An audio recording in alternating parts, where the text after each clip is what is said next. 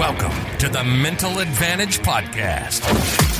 Whether you're an athlete trying to perform at your best when it counts the most, a coach or business leader trying to get more out of your team, or someone looking for more personal growth, this is the place for you. This podcast is your map to guide you to the right mindset, systems, and strategies you need to become the best version of yourself. And now, here's John Cullen and Brandon Allen.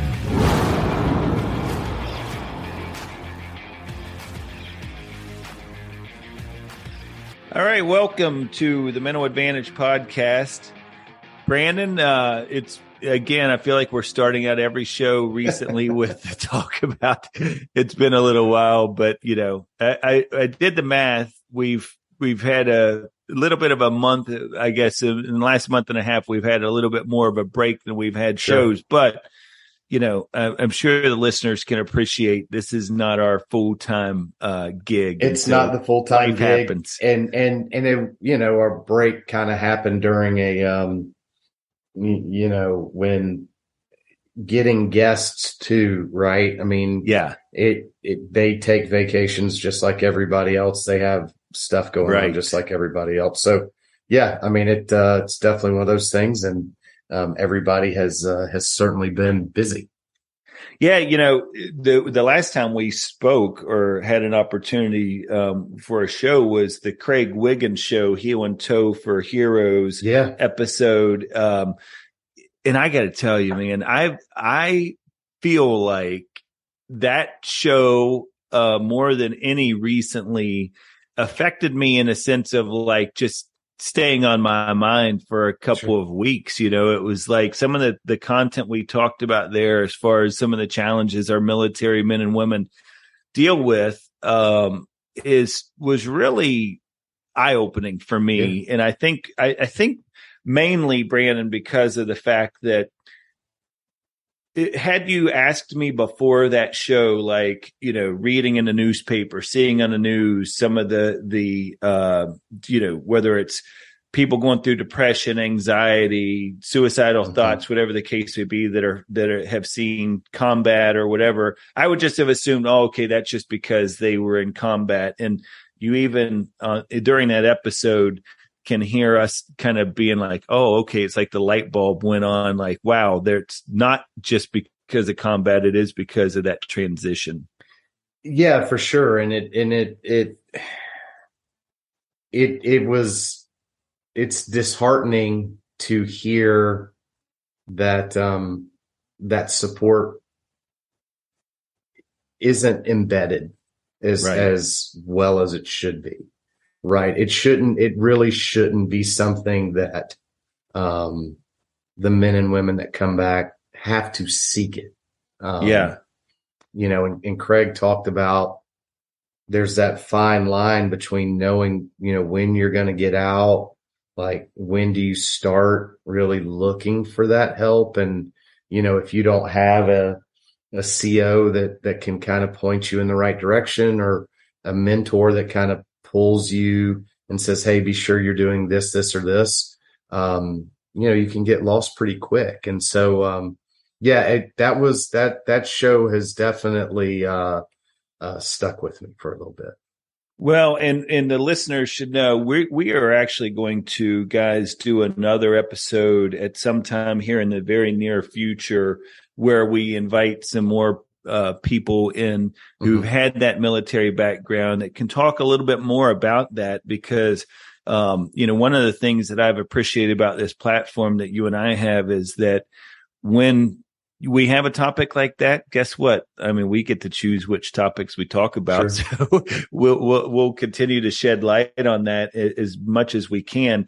One of the people that we will have on the show, actually is he's a member of my family. He's married to one of my cousins, and he is in a role, has a capacity to work with a lot of veteran services, by nature of his job. And I had sent him that podcast we did with Craig and said, hey, what do you think about this? And he said, he took a listen to it and definitely agreed with everything that Craig had to say. And he kind of had a few observations he shared with me. One of them was just that, he said most Americans, businesses included, really don't have a true understanding of that military service or culture. And something Craig talked about was, being able to say to somebody who's comes out of the military, oh, well, you don't have any leadership experience, or you don't have any whatever. And you're kind of like, what? Like, I just did this for 20 years. I had like 30 or 40 men and women under my charge.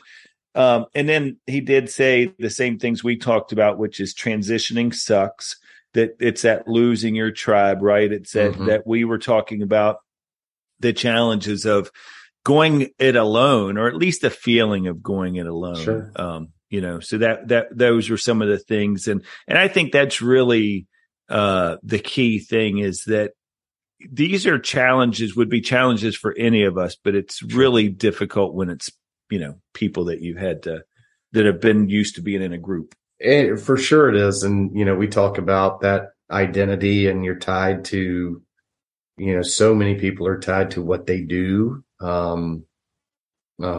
Whatever it is across the spectrum, right? I think in addition to that, there's this,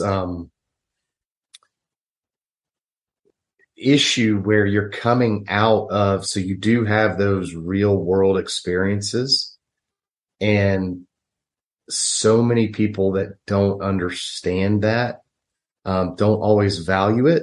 And it's like you mentioned, it's really difficult, to come out of the military at the age of, some stay for longer than others, but let's say you leave at 40. I mean, I can't imagine your first civilian job starting at, 35, 40 years old, and having to try to, show your worth to a potential employer, who really doesn't necessarily have the same culture and value system from where you came from. Right. And it's kind of like, to tie it back to a much smaller scale, but, we talk about the athletic side of things a lot, and you hear, like in football, well, he's a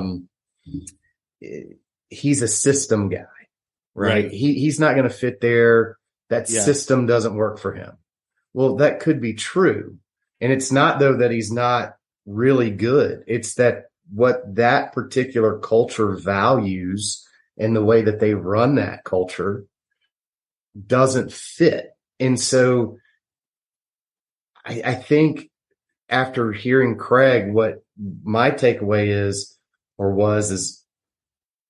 okay, so let's figure out how can we make, I've never heard it be bad to have a veteran in your organization. Right. Exactly. And so, like, how do we create value in any culture for the men and women that have served? And that's something that I think is difficult.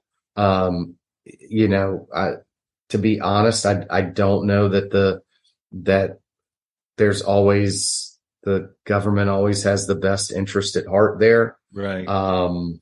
It kind of, it falls back on all of us. And so, I'm proud of Craig for what he's doing. I hope enough people heard that podcast that we can continue to support him. And I hope that it's something that, we can continue to promote, not only his, but just, how and what needs to happen, culturally across the board to help those men and women, succeed when they leave the military. Well, and nothing else, if nothing else, I think it will help to educate people. And that's really, when you were talking there, I was thinking about a word that you were championing there for a while, which was being curious. And it made me think about how much we kind of are in silos in society, and that, as much as we try not to be, right? And it's a really interesting phenomenon. I think that we all go to work and, some people are in the IT space, some people are in the sales space, some people are in the, manufacturing space, whatever the case may be. And even though we all engage out there, and whether it's at church or communities, whatever the case may be, we still, at the end of the day, when it comes to labor and job force, are in silos, and how often we don't just reach out and learn a little bit more about some of the other silos that are out there. And I think if people would just become a little bit more curious about veterans, about what some of the things what is going on from a workforce standpoint in the military, getting to know, the way that they do things, to like you said, it's just learning that culture a little bit more, and then come at it from a perspective of, hey, maybe this is a good fit. Maybe I just don't understand. It's that whole Dennis Covey, seek first to understand, right? It's maybe I just don't understand what's going on over there before I just place judgment that this isn't going to be a good fit. No doubt. And I think part of that too is I know internally with where, I work, if we sense that there is either confusion or that somebody doesn't necessarily appreciate kind of what someone else on the team is doing, we'll, and we're small enough to be able to do this, we'll bring them in and say, hey, this is their process. Right. This is what you don't see on a given basis or daily basis is he or she has to do this, this, and this. And I mean, I can tell you there's been several times where I've had to say, y'all don't, what you need to understand is when I'm asking a question or I need something from you, which is not very often, it's usually because I have to answer somebody. Right. And I have to answer to somebody. And, so anyway, to that end, I think that part of that is, like you're saying, so let's figure out how we make this fit and understand where I'm coming from or where you're coming from. And if I'm asking for something that's too difficult, then, let me know. But let's make sure that, like you said, we're not glossing over it. We're not being lazy. Let's see if there's a way that we can make this fit for those servicemen and women. That whole idea of questioning, that whole idea of like giving people that added perspective. This is something that's been on my mind so much recently in the little break in the action we've had is perspective. You've heard me say, when I went through mental performance training, I always say I'm not a mental performance coach. It's a perspective coach, right? It's like just getting people to think differently about things. And a lot of times it could be, just your choice of words. We've talked in the past about, instead of saying I have to do this, is just making that shift of I get to do this. Right. And it's I think too often, instead of like, you think about the power of words and somebody saying like, how could you do that? Instead of like, help me understand your process here. Sure. And so your kind of, discussion there really made me think about, just like, what role we have in, I think probably, and this is probably societal at this point, is maybe being a little bit more understanding about things instead of just being so quick to disagree on things. It's just, man, let's just come at it from that, as you've said before, that curiosity lens, but just really wanting to get to know a little bit more information, and being open-minded. It's one thing to say, oh, tell me more, but really be interested in what that more is so that you can now grow as an individual because you have more information that's coming into your, being. No doubt. And it's interesting. So, I'm, and hearing you say that, I'm taking some notes because we've started a new season of baseball, which is hard to believe. And it really is for next year. But but we've had a couple of tournaments and all that. And, so many people get defensive when you ask questions, right. Of them. And I was speaking to a young man. So these are 14, 15-year-old guys. So it's a 15 age group, and some of them, it's that weird kind of age where some of them could grow a beard and some of them don't have a hair on their body. Some of them drove the bus, and then some of them just left Chuck E. Cheese. So, but I had pulled a guy over, or pulled him aside at Sunday's game, and we were just talking about his approach at the plate. And I said, well, why did you do that? Yeah. And he was like, he got defensive. And he's like, it was my, he's basically like, my bad, coach. It won't happen again. And I said, wait. That's not what I'm asking you. Right. Like that's lazy. I don't know is lazy. Right. It won't happen again is lazy. It's very dismissive. And I had to explain, like, I'm asking you so I know how to pour into you.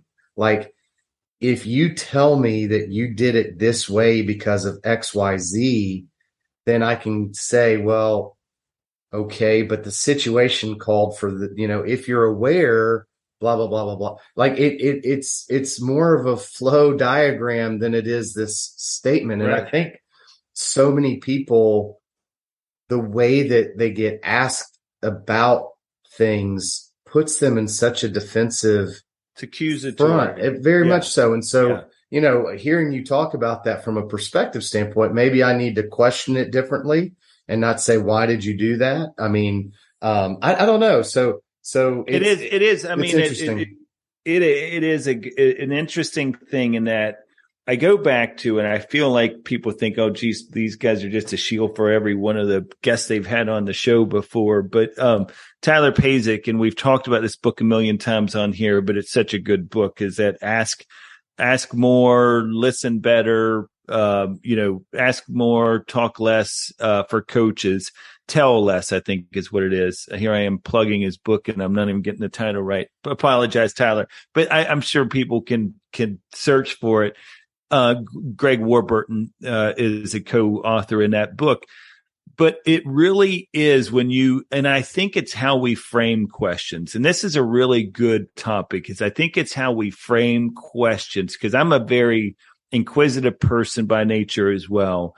And I tend to ask, I think sometimes I've reached a point now, because to your point, when you question people, they think of it as, and I will say something to them like, I'm going to ask you some questions here. It's not to catch you doing it wrong. I literally am curious about what your answers are to these things. So I think if you kind of preface it by saying, I'm just trying to get a better understanding of how you did that or why you did this, it makes me think about you brought up something about feelings, and I'm going to lead back to the questions here in a minute, but I want to talk about something here. So I don't know if you saw this. I think you did, because you and I kind of talked a little bit about this, but Justin Tucker, for the listeners, hit who's the place kicker for the Baltimore Ravens, had a game-winning kick over Cincinnati a couple of weekends ago. And, we talk all the time about feelings, and I want to get back to this curiosity thing here in a second, but I want to tee it up by talking about this excerpt from Justin Tucker. So he hits a game-winning kick over Cincinnati, and the reporter on the field comes up and asks him, like, hey, what's that, all about? How can you be so consistent?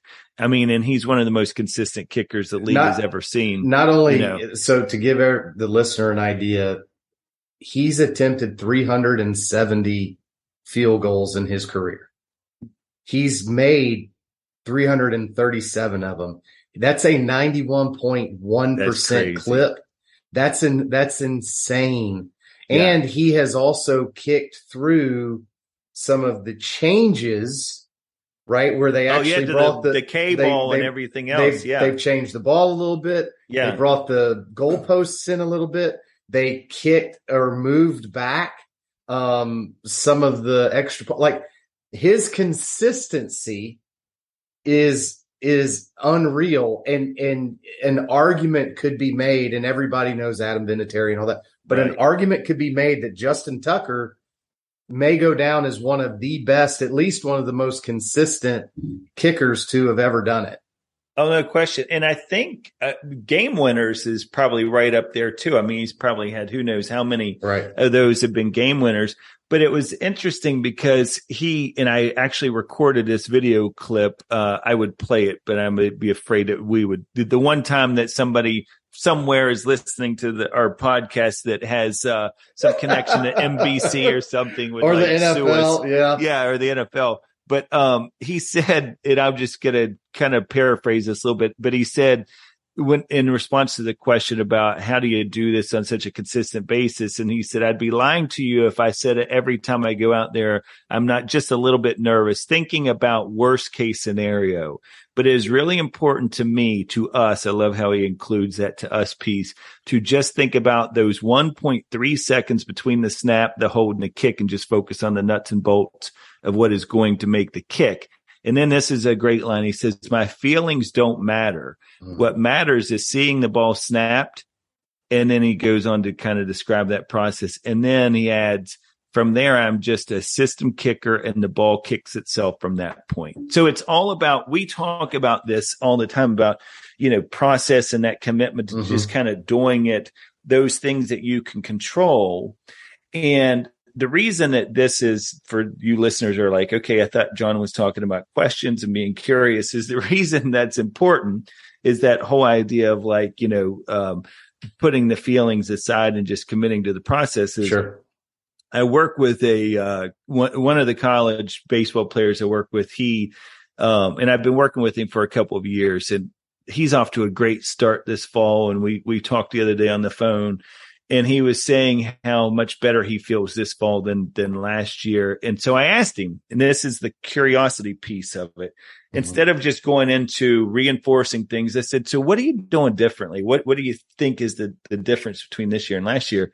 And he said, I'm just feeling more confident. He said, I've just really been focusing a lot on clearing my mind and just doing some of those things that we talked about last year, which is just, controlling the controllables, because we talked about last year the importance of commitment, going back to Dr. Mo, commitment over confidence, and that you're not always going to be confident, but just like Justin Tucker, who's not always going to be, he admits in that interview, I'm as nervous as anybody. I find myself getting into some of those what if scenarios, but he clears it and understands it at that stage in the game. He can't control any of those feelings. It's all about that commitment to the process.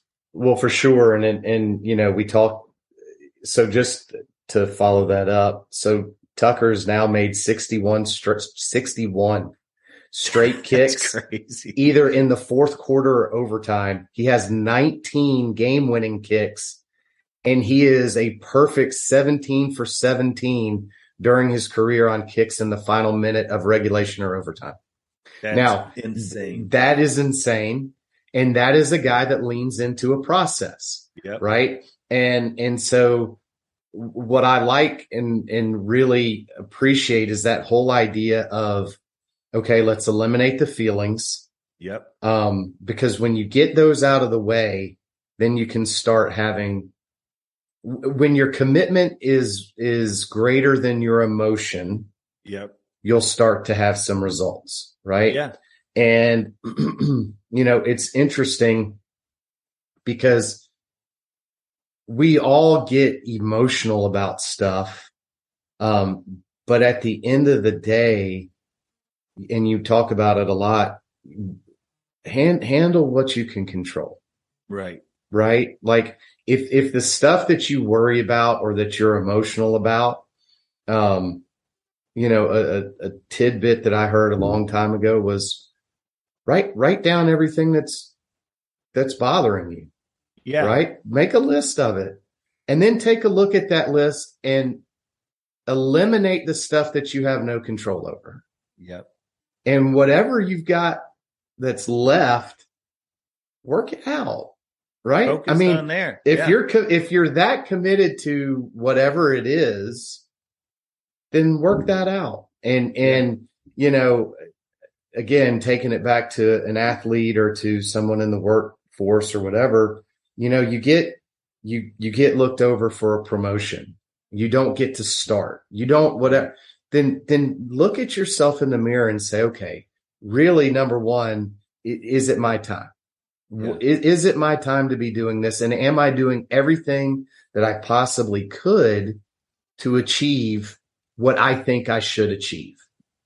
Right. But just because you think you deserve it doesn't mean that you do. We all have a grandiose idea of what we think we're entitled to and what we deserve.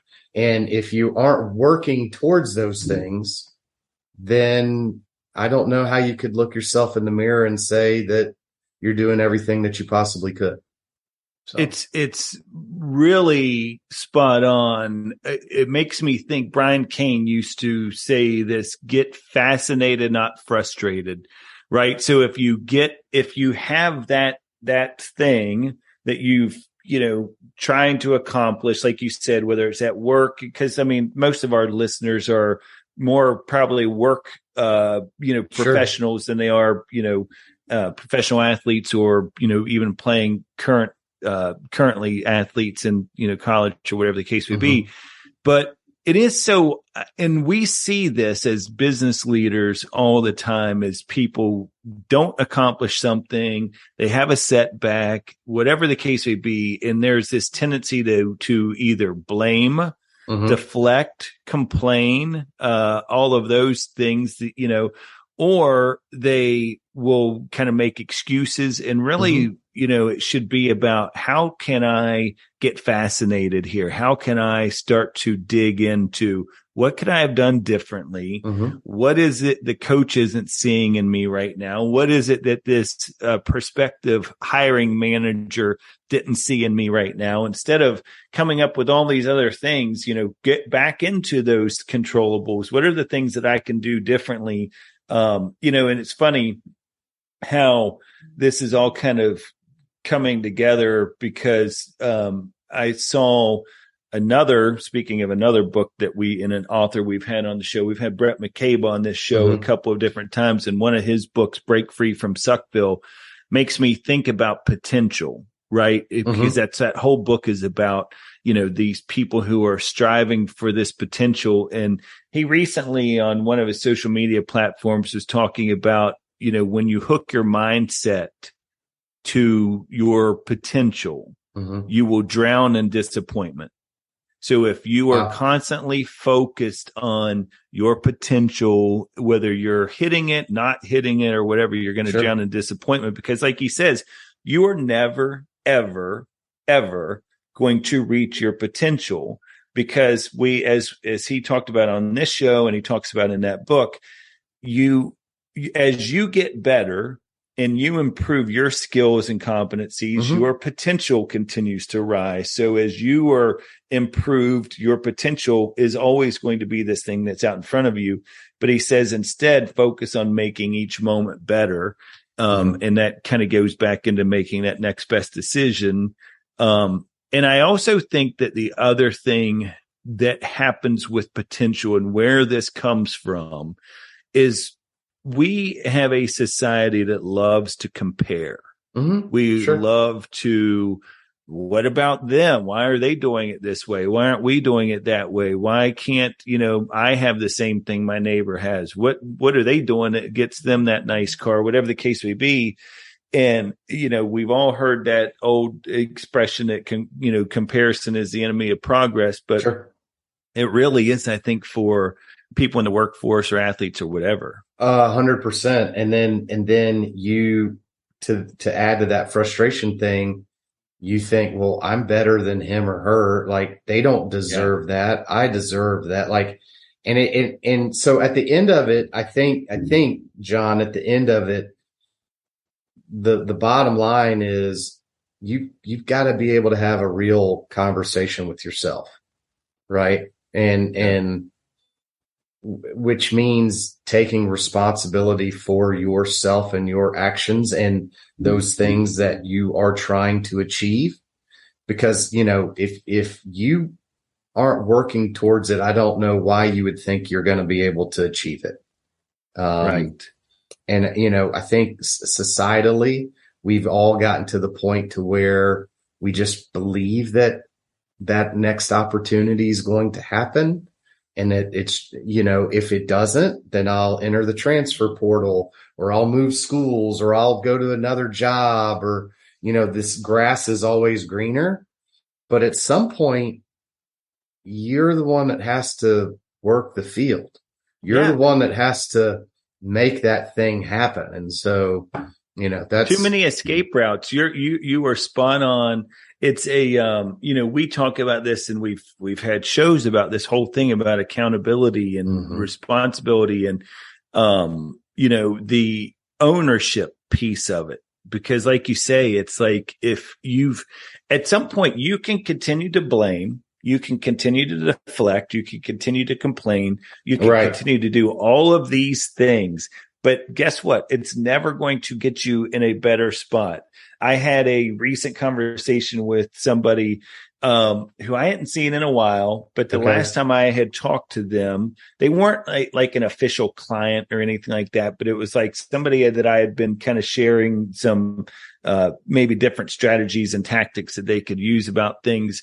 And I saw them, this individual, and they seemed to be killing it. Like literally just seemed to be able to figure things out, things instead of the last time I talked to them where everything that was happening negatively was, they were the victim, right? Everything was somebody else's fault. Everything was somebody else's putting this on them.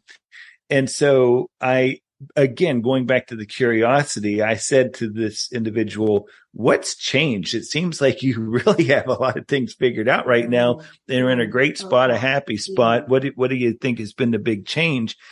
And they said, I just started working on myself. I really just started kind of figuring it out. And it made me think about one of my favorite quotes from this show. Mark Glissini said, everywhere you go, there you are. And I love that quote because it's like, if you can't fix yourself, if you're not working on that, it's like so many times we run into people who are always trying to go fix everybody else and they can't figure their own stuff out. And so it's without a doubt one of the key concepts of personal growth. And that's what our show is all about, is that mental advantage.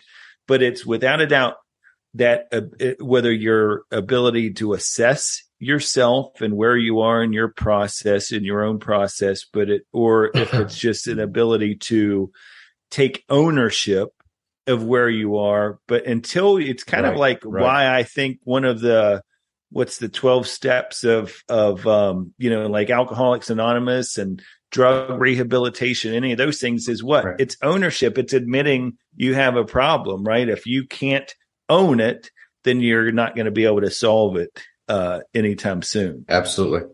100%. Yeah.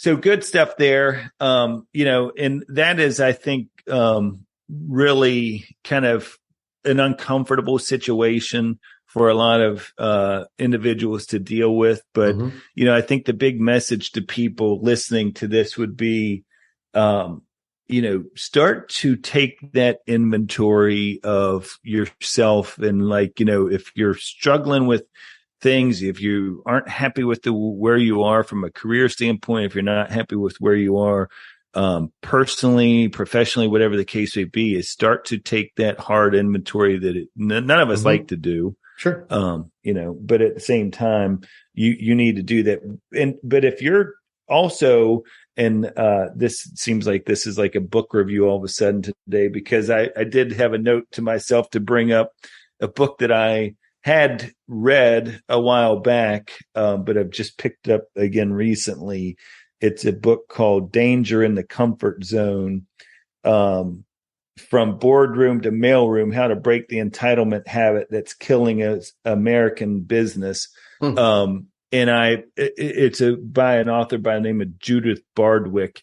But man, it's such a good book because it talks about organizationally, right? We just talked about personally and individually, but organizationally, where some of our businesses are struggling because they're in that comfort zone. They're not wanting to push the envelope. They're not wanting to get outside of that comfort zone and do things that are a little bit different, do things that challenge the norm, not the way they've always done it.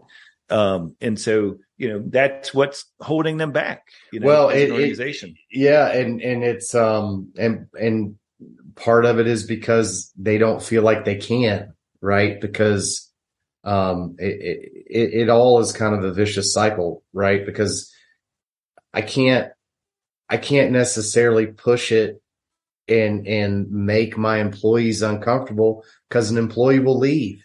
Right. And they're damn near impossible to find right now. I mean, go ask 10 out of 10 HR people at any different, it could be a Fortune 500 small business, restaurant, service, whatever it is, and ask them, can you find good people right now to hire? Right. And they'll tell you no. Yeah. Because everybody thinks that they are entitled to something. And so it's rough because you're 100% right. And the author is 100% right. You have to get outside of that comfort zone. And if you're going to cultivate that greener pasture, sometimes you got to leave the bullshit in the other one. You know what I mean? Yeah. Because if they don't share that same culture with you, it's time to move on. And, don't you think you don't want we're kind of there, like we're kind of feeding that animal, don't you think, with the transfer portal and some of these things? Like, I mean, and look, you're experiencing this right now. Every weekend you have that exposure to the travel ball where it's like, oh, my son didn't play this year on this team. He didn't get in the lineup that much. Guess what? Next year, I'm coaching the team, or I'm getting somebody else to help me, and we're going to go start our own team, and we're going to figure it all out.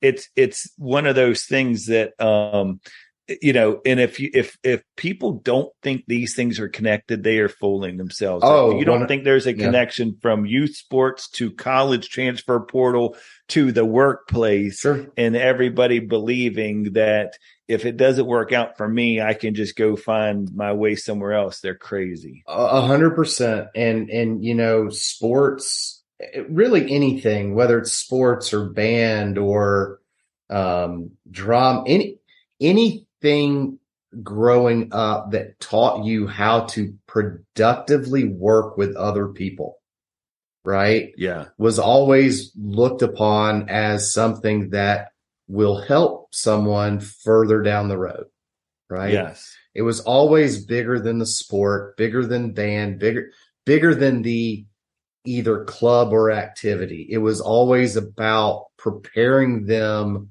for tough times, preparing them for having to communicate, just preparing them for all the myriad of things that life throws at them. Now, the same is true when they see that mom or dad will let them quit in the middle of a season, or complain about a coach on a car ride home, or everybody wants to bitch at the bar about their boss, or whatever it is, instead of looking in the mirror and going, hey man, like this may not be ideal, but how do I make it an opportunity, right? Because we've talked about this before too. I can tell you from personal experience, the most I've ever grown as an individual is through really, really dark, struggling times. Right. Right. And, not that you necessarily want people to experience all that, but don't shy away or run away from it, because it will do nothing but make you stronger. I guarantee you that. Find a way to make it work. Find a way to do it. But to your point, all those things that used to be looked upon as the thing that will help you much greater than the activity is now filtering its way, because you do run to the next opportunity. You do run away from having to work. Again, and I can tell you that, for at least for my experience, I've never ever thought poorly about a kid that I was coaching. Like all these parents that want to blame the coach. Oh, he doesn't like them. I've never known a coach that's like, man, I don't like that kid. I hate kids. That's why I'm in coaching. That's why I'm coaching. Yeah. Right. You know, the one thing to get them back. The one thing that I've learned, like I told someone, I mean, this is crazy. This will be my 45th or 6th year. I think 46th year in baseball, either coaching, playing, whatever. Right. Yeah. At what point in time would you think that I would hate kids or the game or whatever? Why would I keep showing it? Why would I do that to myself?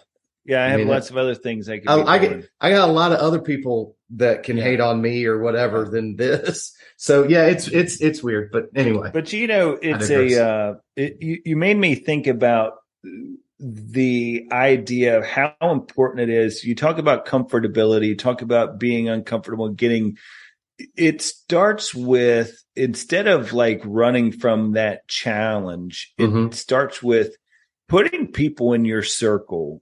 And this is a challenge for everybody. I'm a big believer in challenging yourself and challenging each other, but it starts with having people in your personal circle who are willing to challenge you. You do not want, trust me, and you will not grow with this in life, is if everybody in your circle of friends or acquaintances is always agreeing with everything you 100%. Do. You need people who are going to say, I don't know. I mean, I see where you're coming from, but have you thought about it this way? Or have you, and it's, you know, you think about this, if you're dealing with somebody right now on a personal level, one of the things that you want to challenge them, maybe it's a kid, maybe it's your peers, maybe it's just a friend of yours, is get them to reinforce their goal to you. What are they after? Whether you're talking about, you know, sports or business, whatever the case may be, or personal goals, and then ask them,